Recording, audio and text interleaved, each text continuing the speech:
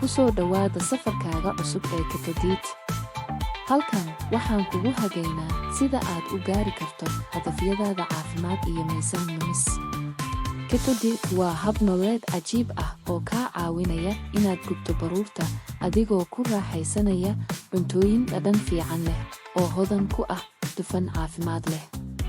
Bilowga safarkaaga keto wuxuu noqon karaa mid cabsi leh, laakiin halkan baasigiin waxaan ku siinaa taageerada aad u baahan tahay.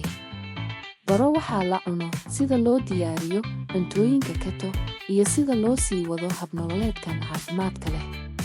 La kulan bulsho taageersan oo safarkooda keto la wadaaga.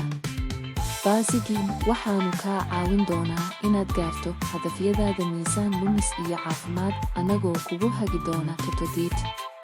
Ku soo biir maanta oo bilow safarkaaga caafimaadka leh iyo miisaankaaga cusub.